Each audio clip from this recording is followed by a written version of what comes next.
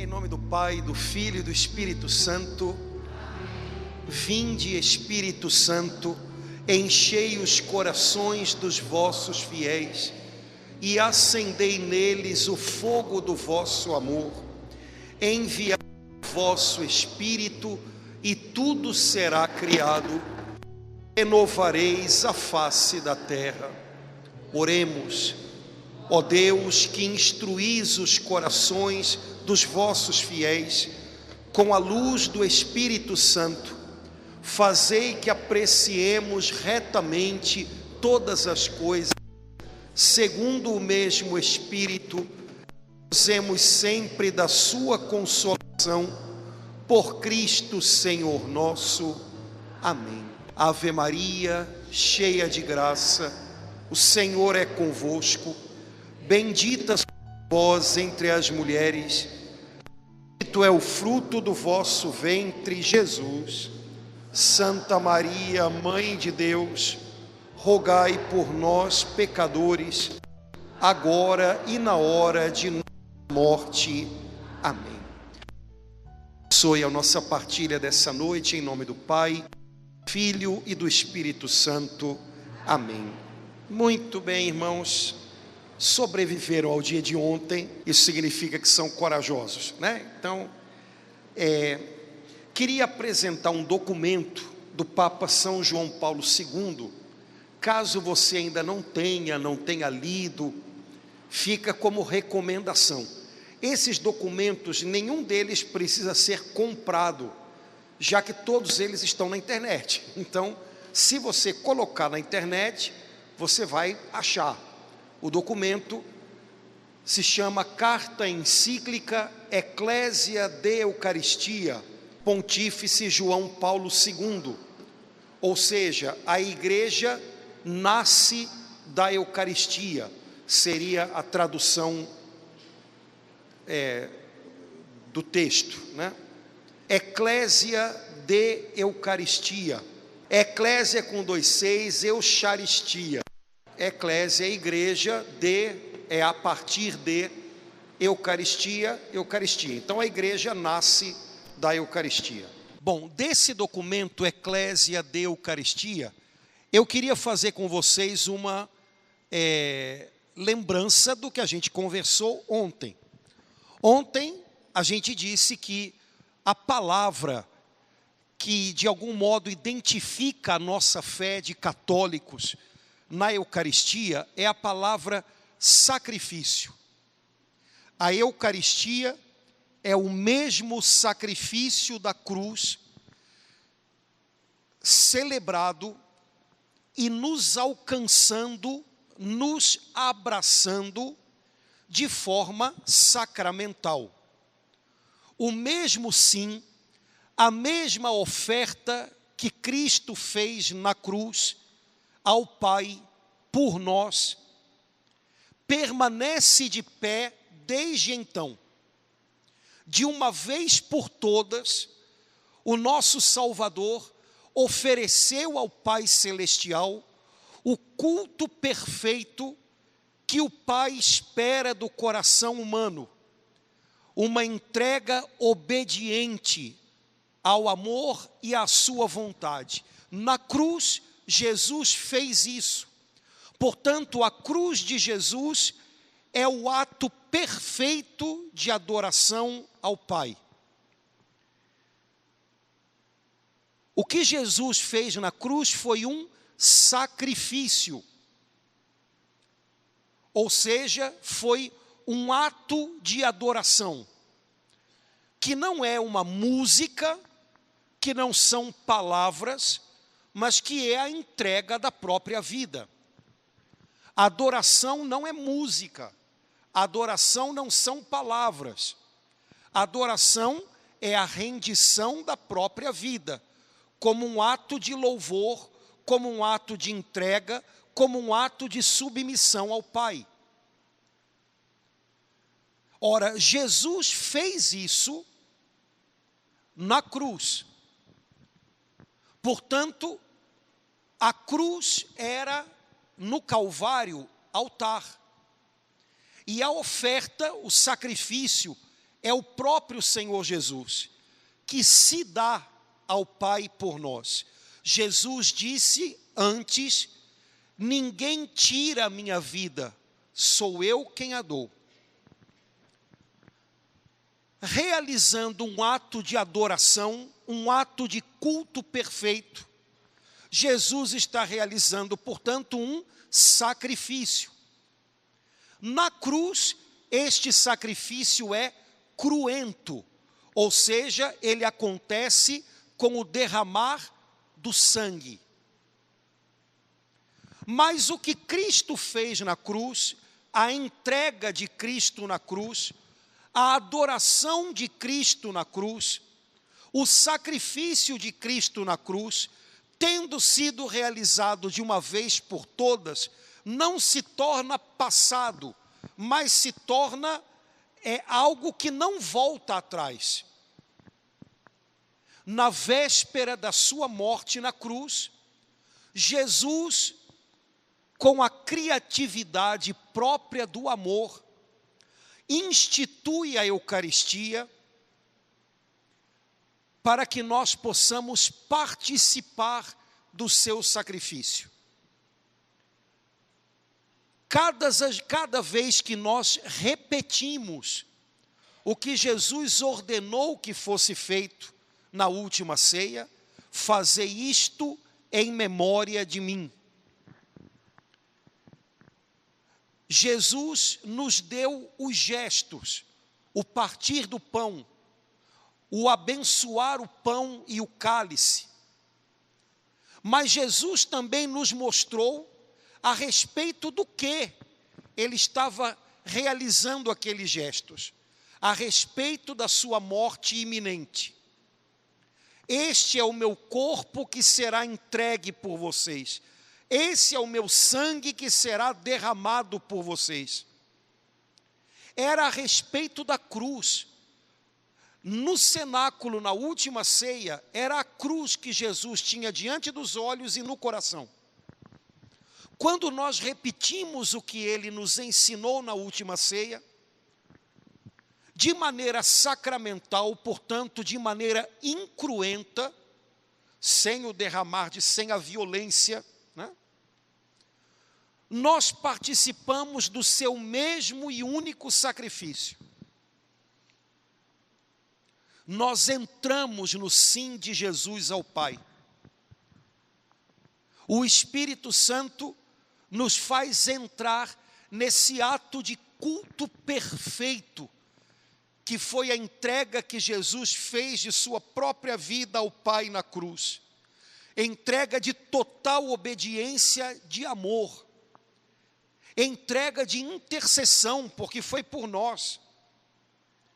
O Espírito Santo na missa nos traz para dentro dessa oferta de Jesus e do acolhimento do Pai. O Pai aceitou a entrega da vida do seu filho. E para que o seu filho se tornasse fonte de vida eterna para todos os que creem nele, no terceiro dia o Pai o ressuscitou, aceitando totalmente o seu sacrifício, a sua oferta, e tornando o Filho fonte de vida para nós. Jesus não é um ausente que ficou no passado, de quem nós lembramos de uma maneira quase que desbotada.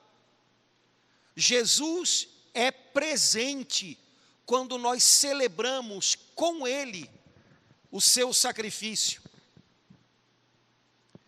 Presente e atuante. A presença dele é real e o seu sacrifício, a sua entrega, o seu culto perfeito ao Pai, a sua intercessão por nós, tudo que houve no Calvário continua sendo real. Somos jogados dentro de tudo isso. É interessante, abrindo e fechando parênteses, que durante séculos não se usou a expressão ceia do Senhor para se falar da missa, da Eucaristia. Só na modernidade do século XVI para cá se voltou a usar essa expressão. Por quê? Porque na igreja sempre se compreendeu que a Eucaristia, a missa, não é uma repetição da última ceia, menos ainda uma mera lembrança da última ceia ou uma encenação da última ceia. Mas sempre se entendeu que a Eucaristia, a missa, é a celebração do sacrifício da cruz, é o mesmo sacrifício da cruz, e traz a nós os efeitos do sacrifício da cruz. Portanto, a Eucaristia é verdade, é celebrada em forma de ceia. É verdade, Jesus a instituiu na última ceia antes da sua morte. Mas durante séculos não se chamou a Eucaristia só com essa expressão, ceia do Senhor, para não se dar a impressão, para não se ter a impressão de que é simplesmente uma repetição ou uma lembrança da última ceia. Então, na última ceia, Jesus instituiu a Eucaristia. Na última ceia, Jesus nos deu o modo como nós celebraríamos a Eucaristia. Mas a última ceia e a Eucaristia que nós celebramos cada dia na nossa igreja, falam sobre a cruz, celebram a cruz, atualizam a cruz, nos fazem entrar no mistério da cruz. Portanto, é tudo apontando para o sacrifício de Cristo na cruz. Não é, como a gente falou ontem, uma representação, uma encenação da última ceia. Aliás, isso tem que ficar bem claro, nada na liturgia católica é encenação. Não há nada teatral na liturgia católica. Os gestos que são usados na liturgia não são para representar algo que passou. Os gestos que são usados na liturgia, eles significam e eles realizam algo agora. Então, a liturgia católica nunca é um teatro. Os gestos são simbólicos. Isso significa que a gente tem que tomar cuidado para não imaginar que cada coisa que tem no altar tem que ter um significado. Necessariamente não, porque não é um teatro. Num teatro, cada coisa está ali porque qual é o nome que a gente dá? É um cenário. Na missa não, né? A gente às vezes, amanhã talvez a gente faça isso, não sei se vai dar tempo, a gente traz para mostrar para as crianças os objetos que são usados na missa, né? Aí tem um objeto que se chama pala. A pala é um quadrado de tecido duro que se coloca em cima do cálice. Aí a gente mostra, crianças, esse daqui, esse paninho aqui se chama corporal. A gente abre no altar para colocar as hóstias que vão ser consagradas. Isso daqui é o cálice, isso daqui é a âmbula, esse paninho aqui é o sanguíneo, para depois a gente limpar o cálice. Aí fica sempre a pala lá. As crianças sempre, isso aqui é a pala. Não, isso aqui é para não entrar mosquito no cálice, aí a gente coloca em cima. Porque o objetivo é basicamente esse, né? Mas se a gente fica imaginando que cada coisa tem que ter um significado, não é isso, gente. Não é um cenário, né? Algumas coisas são só práticas, né?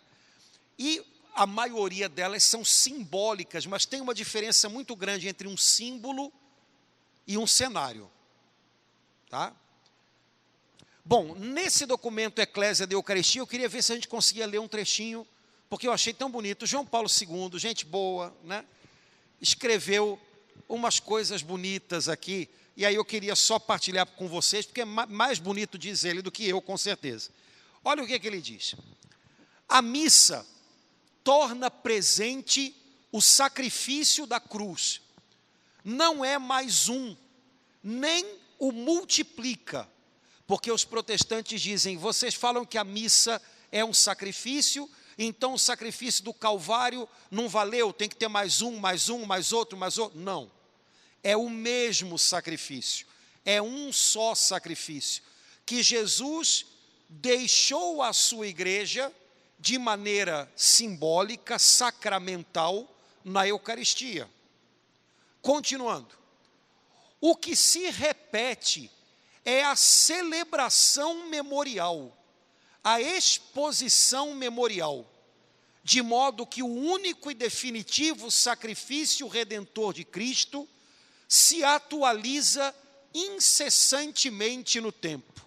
Então, quantas vezes se multiplica a celebração do sacrifício de Jesus? Quantas vezes se celebra a missa? Mas o sacrifício é o mesmo, é um só. Portanto, a natureza sacrificial do mistério eucarístico não pode ser entendida como algo isolado, independente da cruz, ou com uma referência apenas indireta ao sacrifício do Calvário. Ou seja, quem vem à missa, vem para participar do Calvário. Só entende a missa quem tem o Calvário diante do coração. Por outro lado, só entra, só mergulha no Calvário quem participa da missa de maneira atenta e piedosa. Certo, gente? O Calvário para um católico não é uma lembrança, é um lugar e é até menos do que um lugar. Vocês sabem que lá em Jerusalém, na Basílica do Santo Sepulcro, a gente sobe na rocha do Calvário. E aí uma vez, quando a gente vai à Terra Santa, espero voltar em breve, quando a gente vai à Terra Santa, a gente tenta celebrar a missa no Calvário, no alto daquela rocha onde Jesus foi crucificado. A primeira vez que eu celebrei missa ali, quase que eu tive um treco, né? Falei, Jesus, não tô realizando, né? Vou celebrar a missa no Calvário. E a resposta meio, né, foi, pois é, você tem o Calvário sempre em cada missa. Você está achando que é muito diferente a que você vai celebrar aqui no Calvário? Né? Então, eu aqui no Meier tenho o Calvário em todas as missas. Né? Não precisa ir a Jerusalém. Para um católico, esse entrar no Calvário tem a ver com entrar no mistério da missa. E, por sua vez, só entende de verdade a missa quem entende que nela está tomando o seu lugar no Calvário. Como eu falei ontem, não para assistir como quem assiste um filme ou uma peça teatral, mas para entrar no gesto, na oferta de Jesus, certo? Eu vou à missa como quem vai ao Calvário, então eu vou, né, é a história das palmas, não vou nem bater palma, porque, gente, não é por aí que passa, né? Eu vou à missa como quem vai ao Calvário, isso significa que eu vou à missa para me unir a Jesus e fazer da minha vida uma entrega, uma adoração ao Pai, com tudo o que eu sou, com a obediência do meu coração. Isso significa estar no Calvário na missa, né? Então, tem muito mais a ver com a disposição interior de oblação de si mesmo, entrega de si mesmo. Quem vem à missa, vem para deixar tudo aqui, além dos R$2, né? Além dos R$2. Então, os R$2 é a parte menos dolorosa, né? Porque é o que tem, né? É a menor nota. Eu vou pedir no Banco Central, recolham as notas de 2, deixa só as de 5, para ver se, né? Mas, além das de 2, né? Quem vem à missa tem que deixar tudo aqui, porque a missa é isso. Com Cristo, eu transformo o meu tudo numa oferta ao Pai, em adoração ao Pai, em obediência ao Pai. Isso é a missa, né? E me torno, como diz São Paulo, sacrifício vivo. Vivo. Depois o Papa João Paulo II continua assim: em virtude de sua íntima relação com o sacrifício do Gólgota, a Eucaristia é sacrifício em sentido próprio, e não apenas em sentido genérico, como se tratasse simplesmente da oferta de Cristo aos fiéis para seu alimento espiritual. Com efeito, o dom do seu amor e da sua obediência, até ao extremo de dar a vida, é em primeiro lugar um dom a seu Pai. Certamente é um dom em nosso favor, antes em favor de toda a humanidade, mas primariamente um dom ao Pai. Sacrifício que o Pai aceitou, retribuindo esta doação total de seu Filho, que se fez obediente até a morte, com a sua doação paterna, ou seja, com o dom da nova vida imortal na ressurreição. Ai, que beleza! Voltando aqui. O que Jesus fez no Calvário, Ele o fez por nós, sem dúvida alguma. Mas Ele o fez em primeiro lugar aos olhos do Pai. Jesus não morreu, não deu a vida no Calvário, não tornou-se sacrifício, oblação no Calvário, apenas para nos dar um bom exemplo, apenas para nos encorajar, apenas para ser o nosso mestre ou o iniciador de um movimento mundial de amor. Jesus deu a vida no Calvário em face ao Pai. Ou seja, o dom da sua vida foi em primeiro lugar um dom ao Pai. Pai, eu dou a minha vida, eu dou tudo até o fim, porque o teu mandamento para mim foi: obedeça até o fim, ame até o fim. Pai, eu encontrei nesse meu caminho de obediência e amor um obstáculo, o pecado dos homens. Eu encontrei nesse meu caminho de amor e de obediência um obstáculo, a rejeição do coração deles. Mas nem diante desse obstáculo eu volto atrás.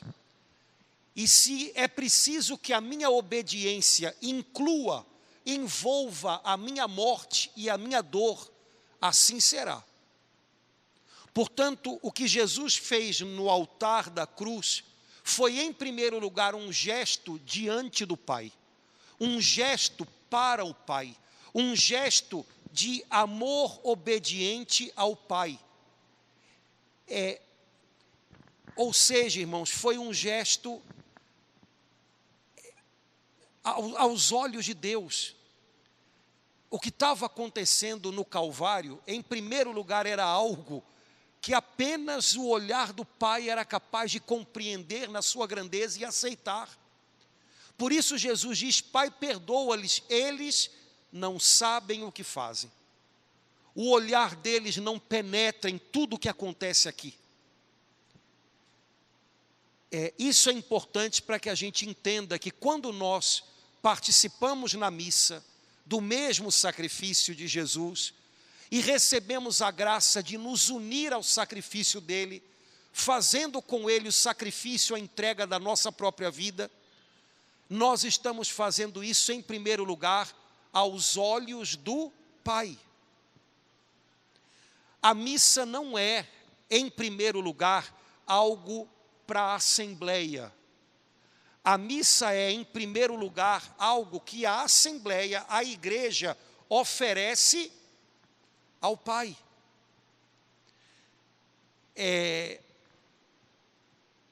Pessoal, hoje quase já não tem mais gente que passou por isso, porque já faz muito tempo, e a maioria de vocês aqui não passou por isso. Mas o pessoal que viu ainda com frequência nas igrejas o rito da missa, o rito antigo, reclama muito, que o padre ficava de costas para o povo. O padre não ficava de costas para o povo. O padre ficava na mesma posição do povo. O padre, em primeiro lugar, oferece o sacrifício. O padre age na pessoa de Cristo. e a comunidade se une a ele.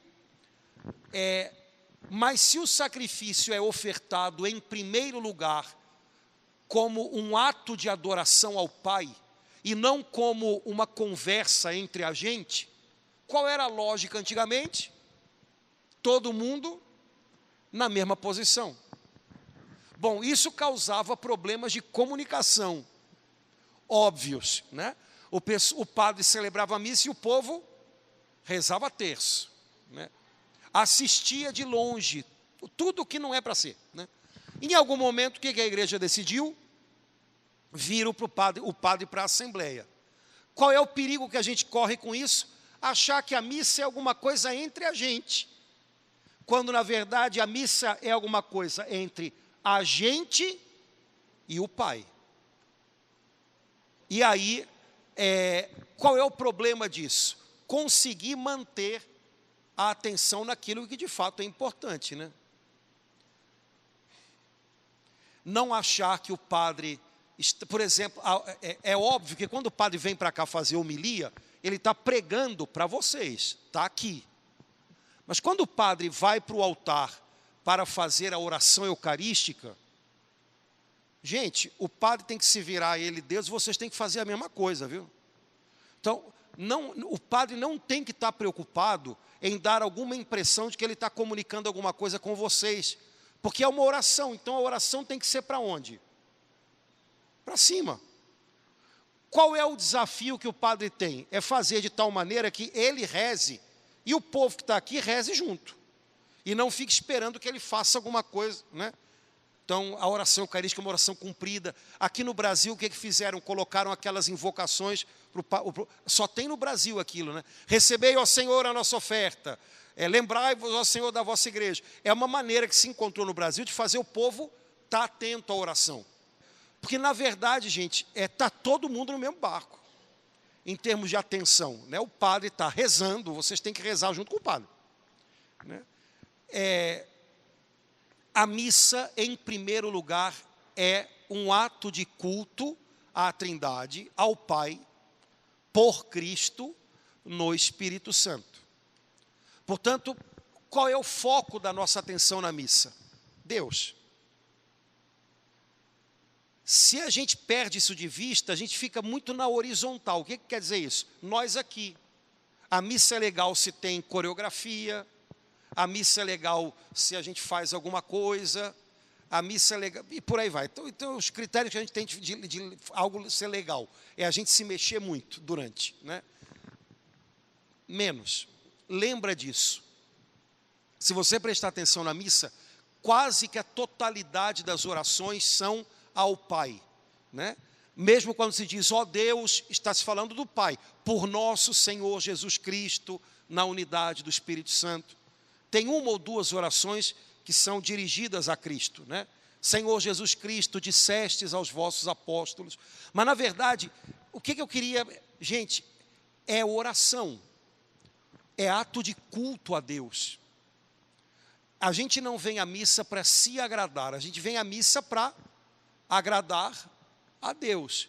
E o que a gente oferece a Ele para agradá-lo? Cristo. Ele nos deu Cristo.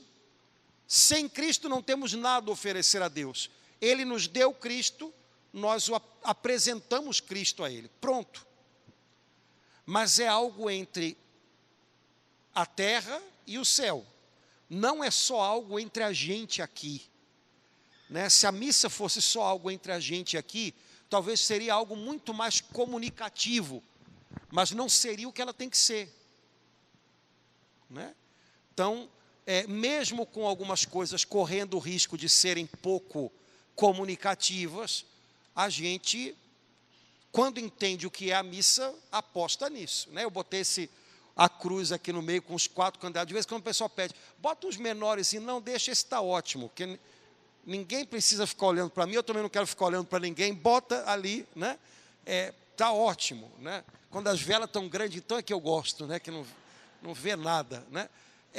Mas para lembrar disso, gente, o movimento de coração é corações ao alto, né? Se a gente perde isso de vista, parece que é apenas uma conversa entre pessoas humanas, e não é assim, né?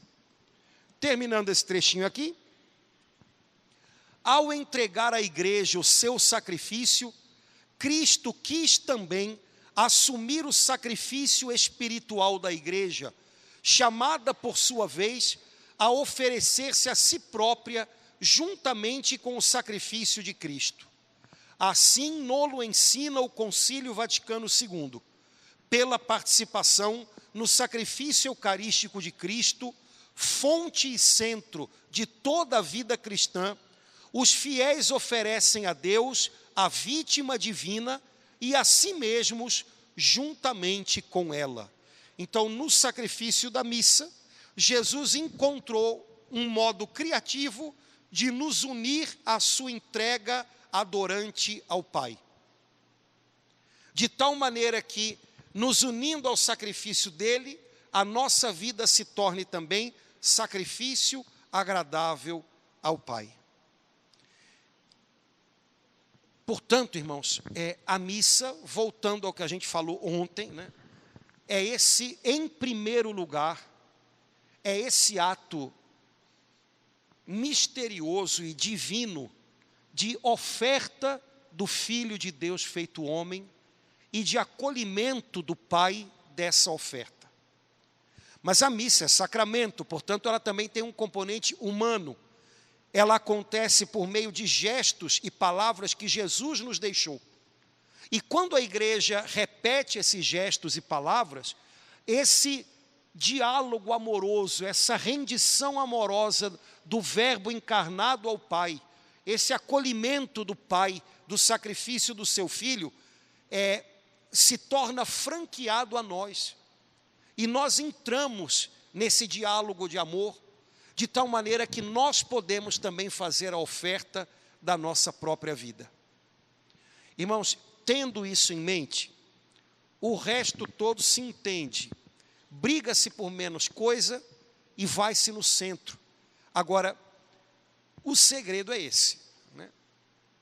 Nós viemos à missa para adorar a Deus. Nós fomos feitos para adorá-lo. Nós fomos feitos para descansar o nosso coração nele, num sim amoroso e obediente. Não sabíamos fazer isso, não podíamos fazer isso. O pecado tinha criado uma ruptura, um abismo entre o nosso coração e o coração de Deus. Pois o Filho de Deus, que é Deus com o Pai e o Espírito Santo, saltou esse abismo e veio na nossa direção e se fez homem como nós. E como homem, amou o Pai, obedeceu ao Pai, adorou ao Pai, se rendeu ao Pai. Ou seja, ele preencheu o abismo. E agora, com ele, seguindo a ele, unidos a ele, nós podemos descansar de novo o coração nas mãos do Pai, adorando, rendendo-nos a ele, oferecendo a ele a nossa obediência, o nosso sim, o nosso amor. Quando nós participamos da missa, tudo isso está acontecendo e às vezes a gente percebe tão pouco, mas acontece. Está dando para ir, gente? Eu sei que não, mas vamos lá. Pois é, né, cara, do que a gente está falando há 30 anos, hein? Que a gente não pega essas coisas que são o básico da nossa fé. Estranho isso, né? Sei lá.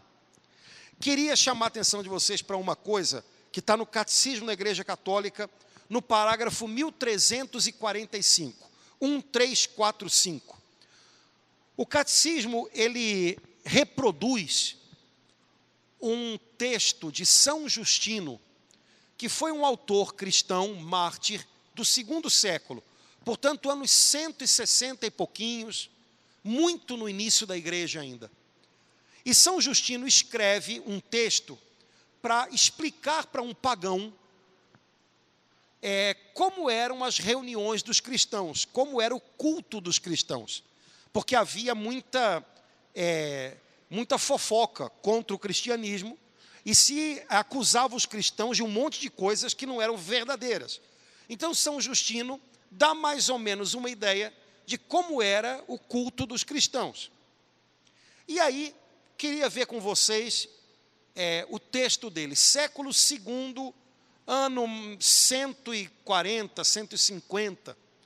São Justino diz assim: no dia do sol, como é chamado, reúnem-se num mesmo lugar os habitantes, quer das cidades, quer dos campos. O dia do sol, no ambiente do Império Romano pagão, correspondia ao dia seguinte ao sábado no calendário judeu. Jesus ressuscitou no dia seguinte ao sábado, correto? No calendário romano, esse dia seguinte ao sábado era o dia dedicado ao Deus Sol. Por isso, em inglês, a gente tem até hoje o Sunday, né? Dia do Sol, né?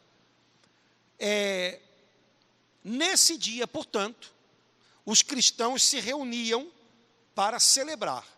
Então, esse dia, o dia depois do sábado, nós, cristãos, depois demos o nome de domingo. Domingo vem de dia do Senhor, Dominus, em latim é Senhor. Domingo, dia do Senhor, o dia da ressurreição do Senhor. Veja que o dia da celebração da Eucaristia, até hoje o dia, né, mais importante da semana, é o dia para celebrar a ressurreição. Ainda que a Eucaristia seja o sacrifício, o dia da celebração da Eucaristia, o dia próprio, nunca foi a sexta-feira. Foi sempre o domingo, o dia da comemoração da ressurreição. Na ressurreição, o Pai acolhe o sacrifício do Filho e faz dele fonte de vida para todos os que se unem a ele. Pronto. O que São Justino diz? Leem-se, na medida em que o tempo o permite, ora os comentários dos apóstolos, ora os escritos dos profetas. Depois, quando o leitor terminou, o que preside toma a palavra para aconselhar e exortar a imitação de tão sublimes ensinamentos. Talvez se você entrasse num momento desse dos cristãos do século II, vê se você não ia se sentir mais ou menos em casa. Eles se reúnem e no início da reunião, eles leem, na medida em que o tempo permite, os textos dos apóstolos e os textos dos profetas. Depois, aquele que preside começa a exortar e a aconselhar a partir dessas palavras. Está situado na missa? Faz sentido isso para você? Que pedaço da missa seria esse? Liturgia da palavra. Leituras do Antigo Testamento, leituras do Novo Testamento, homilia, não é assim? Depois, a seguir, pomos-nos todos de pé e elevamos nossas preces por nós mesmos e por todos os outros, onde quer que estejam, a fim de sermos de fato justos por nossa vida e por nossas ações, e fiéis aos mandamentos, para assim obtermos a salvação eterna. Preces da comunidade, né? Quando as orações terminam, saudamo-nos uns aos outros com um beijinho, um ósculo, né? Veja, o abraço da paz que no nosso rito foi colocado mais para frente, antigamente era depois das preces da comunidade, né? Óbvio que não tinha esse nome, mas, né? Mas até aqui acho que a gente está vendo tudo que a gente já conhece, né? Em seguida, leva-se àquele que preside aos irmãos pão e um cálice de água e de vinho misturados. Que pedaço é esse? A apresentação das ofertas. As mesmas coisas são apresentadas, né? Ele os toma e faz subir louvor e glória ao Pai do universo, no nome do Filho e do Espírito Santo, e rende graças, em grego, Eucaristia, que significa ação de graças, longamente pelo fato de termos sido julgados dignos destes dons. oração eucarística, né? Aquele que preside faz subir louvor e glória ao Pai do universo, pelo Filho, no Espírito Santo, e rende graças. Terminadas as orações e as ações de graças, todo o povo presente prorrompe numa aclamação dizendo amém.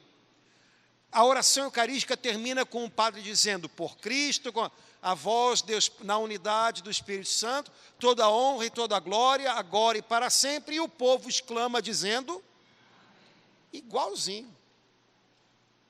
Depois de o presidente ter feito a ação de graças e o povo ter respondido, os que entre nós se chamam diáconos, distribuem a todos os que estão presentes pão, vinho e água eucaristizados e levam também aos ausentes. Quem seriam esses hoje, além do diácono? Os mestres, né? Os ministros da Eucaristia. Todos recebem o pão e vinho eucaristizados.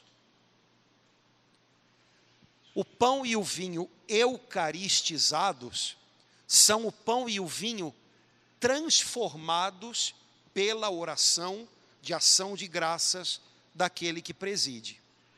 São Justino não deu detalhes, porque ele estava explicando para um pagão. E os cristãos eram muito ciosos de que algumas coisas não deviam ser explicadas para pagãos, porque os pagãos tinham o entendimento velado, não iam entender. Então não adiantava explicar e corria-se o risco de que eles, inclusive, pudessem criar algum tipo de problema, né? Então São Justino não explica algumas coisas, mas nós sabemos que o pão e o vinho que são apresentados ao altar, no altar eles são eucaristizados. Ou seja, nós damos graças ao Pai, nós bendizemos ao Pai, e o Pai bendiz, abençoa pelo Espírito Santo o pão e o vinho que nós apresentamos.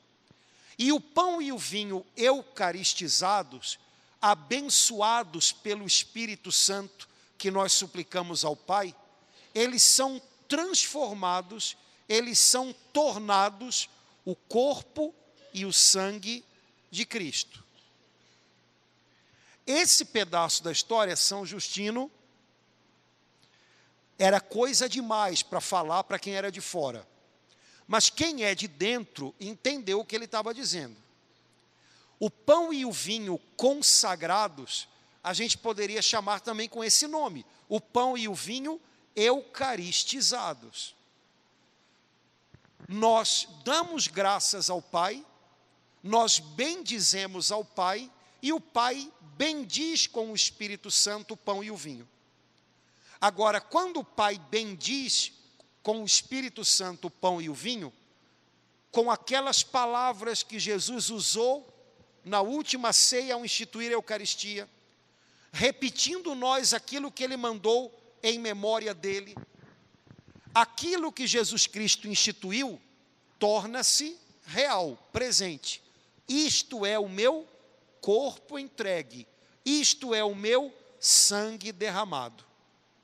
Nós não participaríamos no sacrifício, na oferta de Cristo ao Pai no Calvário, se Ele não nos tivesse deixado, não nos tivesse dado a sua presença, o seu corpo entregue e o seu sangue derramado.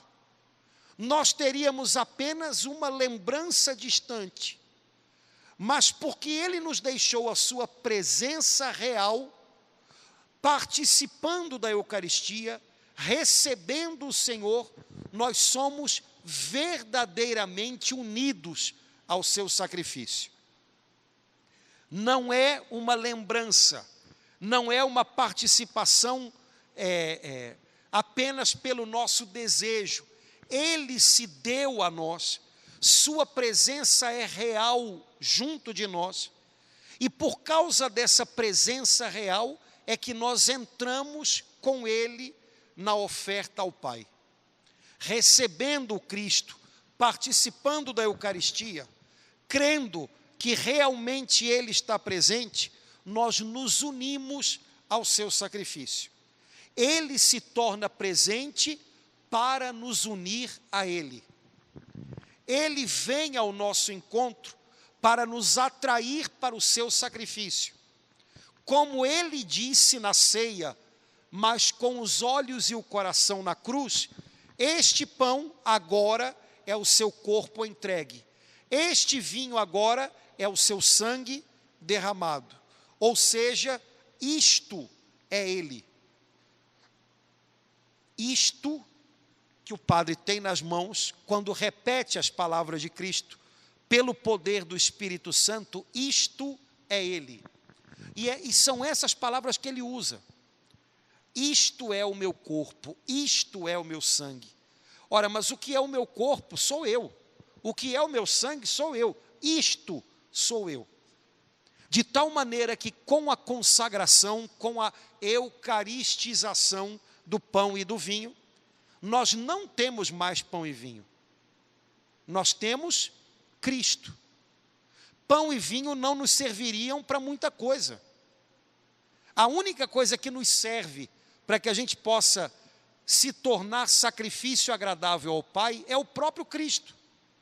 O Pai nos deu o seu Filho, agora nós temos o Filho, Ele nos deixou a sua presença, e nós podemos apresentar novamente o Filho ao Pai, e com Ele apresentamos a nossa vida. Se não tivéssemos Cristo para apresentar ao Pai, pão e vinho, o que seriam? Por isso, no fundo, o ofertório da missa é aquele momento em que a gente diz por Cristo, com Cristo, em Cristo. O momento em que a gente leva ao altar o pão e o vinho, a gente chama de apresentação das ofertas. Mas o que a gente tem ali? Pão e vinho. E apresentar pão e vinho a Deus significa apresentar o fruto da terra, ok? Significa apresentar o trabalho do homem que transformou o trigo em pão, a uva em vinho, mas isso ainda é só nosso. Quem preencheu o abismo que havia entre Deus e nós foi o próprio Deus. Então o Pai nos deu o seu Filho, e o Filho preencheu o abismo, e o Filho voltou para o Pai pelo sacrifício da cruz, e nos leva com Ele. Mas cada vez que nós celebramos a Eucaristia, para que nós possamos ser levados com Ele, para que nós possamos ser sacrifício com Ele, Ele tem que estar presente. Não pode ser uma ficção, não pode ser só um sonho, não pode ser só uma ideia, tem que ser uma presença real de Jesus. Senão não seria uma celebração, seria apenas uma vaga lembrança. A celebração é algo real. Portanto, nós católicos cremos que Jesus Cristo está realmente presente no pão e no vinho consagrados na missa. E isso é muita coisa. O que nós temos do pão e do vinho após a consagração? As aparências, ou também os acidentes. Aquilo que aparece aos meus olhos, aquilo que aparece ao meu paladar, aquilo que aparece ao meu tato, são as aparências, os acidentes do pão e do vinho. Eu sinto gosto de pão, eu sinto cheiro de pão, eu sinto, mas a substância, aquilo que realmente eu tenho e recebo, é Jesus Cristo. Os acidentes, as aparências, elas não são o essencial em nós. Os nossos acidentes podem mudar. Você quando era criança era desse tamanho, agora você está desse tamanho. Você quando era jovem tinha cabelos castanhos, agora você tem cabelos louros, né? Porque com a idade a gente vai ficando louro, não é assim? Né? Pois é, né? O que são todas essas coisas? Os seus acidentes, as suas aparências, a sua substância, a sua essência. Pode cortar o cabelo, pode pintar de outra cor, não está em nada disso. É algo que você não sabe nem dizer, não, mas também não está no meu estômago, você tira, e também não está na minha vesícula, se tirar a minha vesícula, tira a minha substância, não. Você não localiza numa coisa, mas você sabe que há algo em você que é essencial, que é substancial, e que não é a cor do seu cabelo, que não é a sua altura.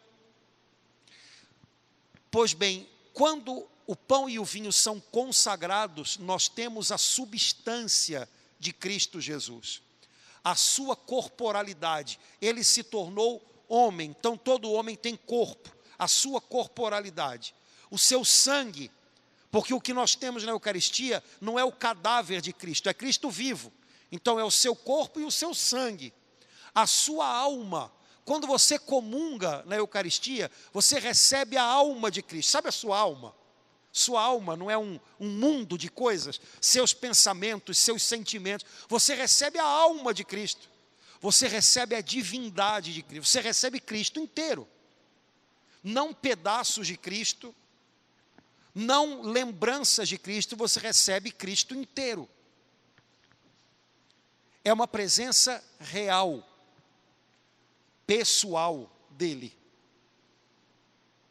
Por isso nós adoramos o Santíssimo Sacramento. Seria uma abominação ajoelhar-se para adorar uma hóstia consagrada se nós não acreditássemos que temos ali os acidentes, as aparências do pão, mas temos a substância de Cristo. Se nós não acreditássemos nisso, seria uma loucura. Adorar o que? Um pedaço de pão? Não. O que nós adoramos é Cristo realmente presente. Não há mais pão, não há mais a substância de pão, certo? Do que a natureza deu, sobrou só as aparências, o gosto, a textura, né? Mas a substância de pão foi trocada, foi transubstanciada pela substância de Cristo. É Jesus que você tem. Tem uma explicação física ou química para isso? Não é uma questão de física nem de química. Então não vão atrás de gente doida querendo dar explicação de física ou química nisso, combinado? Não é física ou química. É um milagre de Deus, porque substituir a substância de uma coisa por outra, isso é um milagre. Assim como criar do nada é um milagre. E é algo que nós acolhemos por fé. Agora, uma vez que acolhe-se por fé, que no pão e no vinho consagrados nós temos Cristo e não mais pão e vinho, eita ferro, olha como é que muda o negócio. Porque se esse negócio é verdade, e a gente acredita que é, tem que ser diferente a maneira da gente lidar, né? O respeito com o qual se deve cercar a Eucaristia, a atenção com a qual se deve cercar a Eucaristia, a gratidão com que se deve receber a Eucaristia. Você está recebendo Cristo, né? E de vez em quando parar para contemplar isso quando você recebe a comunhão, talvez fosse legal. Durante um tempo, para a gente conseguir trazer isso mais para perto da gente, talvez pensar um pouquinho nisso, né? Rapaz, eu estou recebendo Cristo inteiro, né? A alma de Cristo. Senhor, a tua alma, os teus pensamentos, os teus sentimentos, a tua vontade firme, fiel ao Pai, eu recebi. Faz agir a tua vontade sobre a minha vontade fraquinha, que esmorece por qualquer coisa. Limpa, purifica os meus pensamentos com os teus. A divindade de Cristo. Eu recebo a divindade daquele que é Deus. Então, o modo dele ser é divino. E ele vem ser divino em mim. Agora, outra coisa importante, para a gente não cair numa coisa só do eu, Jesus e eu, Jesus e eu e Jesus, né? O nome do documento que o Papa escreveu, Ecclesia de Eucaristia, significa a igreja nasce da Eucaristia, a igreja a partir da Eucaristia. Significa que todos nós no mundo inteiro, católicos, recebemos o mesmo Cristo. Somos reunidos no mesmo Cristo. Somos alimentados pelo mesmo corpo de Cristo. E recebemos dele a mesma missão, sermos na terra o seu corpo, de outro modo. Mas a igreja na Bíblia também é chamada de corpo de Cristo. Então nós recebemos o corpo de Cristo para nos tornarmos corpo de Cristo. Não é uma coisa só eu e Jesus, Jesus e eu e só. É eu e Jesus e esse corpo todo dele que é a igreja. Certo? Então, a Eucaristia não é só um sacramento da íntima comunhão com Jesus, mas é uma íntima comunhão com Jesus que me faz membro de um corpo maior que é a igreja.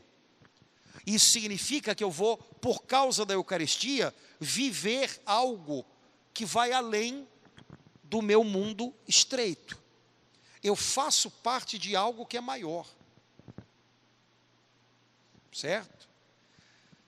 Caso contrário, dá a impressão de que cada um comunga com o seu Jesus. Não, cada um comunga com o mesmo Jesus de todos. E isso tem que ter consequências para a vivência da gente. Né? Queria chamar a sua atenção para quando você participar da missa agora, você ficar atento de modo especial à oração eucarística. Ou seja, aquela oração cumprida na qual normalmente vocês voam, não deveriam, porque é o mais importante, né? Mais importante, é difícil falar isso, que dá a impressão de que você está fatiando a missa. Mas tudo converge para esse momento. Esse momento que São Justino diz, aquele que preside, apresenta ação de graças ao Pai. Cristo está realmente presente na Eucaristia para que nós participemos do seu gesto de adoração perfeita ao Pai na cruz. Ora, a oferta de Cristo ao Pai na cruz, de algum modo significou, ou de todos os modos significou, que toda a criação, ali na cruz, estava voltando para o seu lugar original, voltando para as mãos do Pai. A Escritura diz que o pecado do homem feriu a criação inteira. Tudo saiu do lugar por causa do nosso pecado. Quando Cristo obedece de maneira perfeita ao Pai e faz a sua oferta de amor perfeita ao Pai, nele toda a criação volta para o lugar. Portanto, toda a criação, de algum modo, volta a louvar a Deus simplesmente pelo fato de existir. Nas orações eucarísticas, nós começamos sempre louvando a Deus com toda a criação. Os homens e mulheres da terra, os anjos no céu. Presta atenção, você vai perceber que volta e meia aparecem palavras que mostram que é como se em Cristo toda a criação estivesse sendo chamada para adorar ao Pai na perfeição do sacrifício de Cristo. Ou seja, em Jesus tudo é renovado e tudo adora a Deus. Tudo volta para o lugar. Quando a gente participa da missa, a gente devia ter essa sensação boa de que as coisas estão voltando para o lugar, sabe? Tudo está voltando a adorar a Deus, também na gente. Existe um prefácio da missa. Prefácio é aquele pedaço da oração eucarística que começa: o Senhor esteja convosco, corações ao alto, e vai até o santo. Existe um prefácio que diz assim: ainda que os nossos louvores não vos sejam necessários, o Senhor nos deu o dom de louvá-lo. Os nossos louvores nada acrescentam ao que o Senhor é, mas nos aproximam do Senhor por Jesus Cristo, seu Filho. Quando a igreja se une a Cristo na Eucaristia para louvar ao Pai, a gente está sendo colocado no lugar e a gente está se aproximando dele. A gente está fazendo o caminho de volta. A partir de Adão, o nosso caminho foi o caminho de ida para longe de Deus. A partir de Jesus, a gente está num caminho de volta. E nesse caminho de volta, com o nosso louvor, de algum modo a gente arrasta junto com a gente todas as coisas. A gente une a Cristo todas as coisas pelo nosso louvor. E oferece tudo isso ao Pai. No centro da oração eucarística, a invocação do Espírito Santo e a repetição das palavras de Jesus na última ceia. Tudo se volta para esse momento. A igreja suplica ao Pai que envie o Espírito Santo e eucaristize e consagre o pão e o vinho. A igreja recorda ao Pai as palavras de Jesus. A igreja narra as palavras de Jesus. E o pão e o vinho consagrados, eucaristizados, o Pai os transforma milagrosamente no seu Filho, que é dado para estar presente no meio de nós, para nos unir ao seu sacrifício. A igreja, então, recorda o que Jesus fez por nós, anunciamos, Senhor Jesus, a vossa morte, proclamamos a vossa ressurreição, vinde, Senhor Jesus. Olha que legal, ele está ali, mas a gente pede, vinde. Quer dizer, o Senhor está aqui, mas a gente quer o final de tudo, né? Então a igreja recorda, faz memória do que Jesus fez por nós. A igreja suplica por ela própria, pelos falecidos, pelas pessoas do mundo inteiro. E a oração eucarística termina com aquela oração bonita que o padre faz, por Cristo, com Cristo e em Cristo. Tudo se resume nisso. E nesse momento, a gente apresenta ao Pai a nossa oferta verdadeira, que não é pão e vinho. É o Filho que Ele nos deu. A gente não tem nada de nosso a oferecer a Ele. Mas porque Ele nos deu o Filho, nós agora nos unimos ao Filho. E tudo que a gente tem, unido ao Filho, se torna precioso e agradável ao Pai. Ou seja, tudo tem a ver com Ele. A missa é menos sobre a gente, tá, gente? E mais sobre Deus. Não é, por isso, uma coisa que o mundo de hoje tem uma especial facilidade em entender. Porque no mundo de hoje, tudo é sobre a gente. E muito pouca coisa sobre Deus. Até a linguagem da gente, na igreja, acaba tendo que ser uma linguagem sobre a gente. Né? Se a gente fizer um seminário para falar, você é maravilhoso, Jesus ama você, você vai ficar bonito, você vai ficar lindo, todo mundo... Mas se a gente chama o pessoal para falar dessas coisas, vocês são heróis de estar aqui essa hora. A maioria das pessoas nem sequer consegue. Porque aparentemente não é sobre a gente. Na verdade é tudo sobre a gente. Porque sem Ele a gente estaria perdido, né? E nele agora a gente tem tudo. Mas não é, a gente não é o centro. A gente não é o centro. Ele é o centro. Deus está no centro. Não os nossos gostos musicais, não as nossas prioridades culturais de momento. Então isso limita muito qualquer tipo de apelo ao gosto das pessoas, né?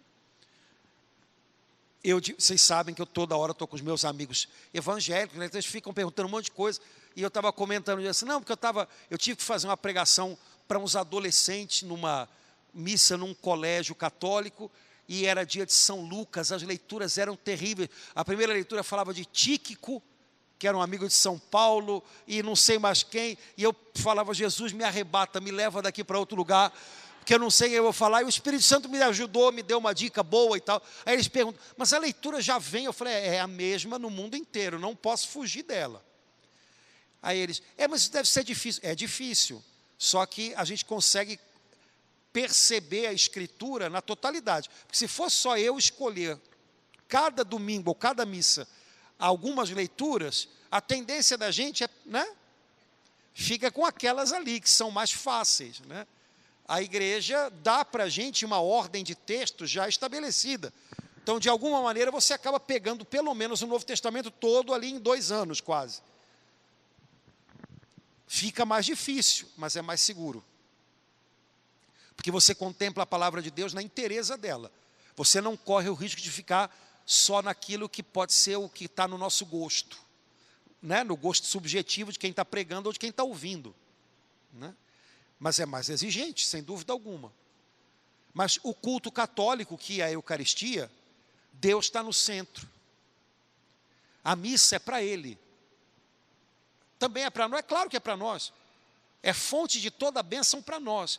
Mas nós celebramos a missa em face ao Pai, como Jesus na cruz, em face ao Pai, né? Então, é para Ele, o assunto é Ele, né?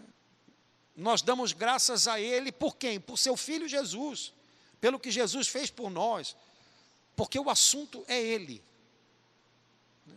Isso pode parecer restritivo, mas é muito saudável, porque nós de fato não estamos no centro, nós não somos o centro. E ter a impressão, ou sermos quase que forçados a imaginar, a pensar isso, nos tem feito muito mal, né? Você impingir a uma pessoa a mentalidade de que ela está no centro, vai fazer mal para essa pessoa, porque ela de fato não está. Então, botar as coisas no eixo de novo, é um pouco tarefa também da nossa participação na liturgia. De tanto que a gente vem, um dia a gente aprende. É para Ele, o assunto é Ele. É claro que me abençoa, é claro que me faz bem, mas justamente na medida em que me atrai para Ele. E não desloca tudo para tudo vir centrado em mim, né? Então, a liturgia católica não é fácil de entender, não é fácil de viver, mas isso não significa que ela deva ser mudada para ser mais palatável, mas significa que a gente tem que se adaptar mais a ela, porque ela vai fazer bem, inclusive para a cuca da gente. Tranquilo? Alguém entendeu alguma coisa? Vocês mentem que é uma beleza. Tá certo. Gente, amanhã a gente deve falar sobre as partes da missa e algumas coisas que vocês às vezes têm mais preocupação em conhecer, porque estão mais evidentes na celebração, e a gente toca mais no tema da celebração. Ontem, hoje, a gente falou mais do que a missa é. Amanhã a gente fala do como ela acontece. E aí a gente, né? Então amanhã, coragem, último dia, né? Vamos pedir a bênção de Deus, vamos lá. O Senhor esteja convosco.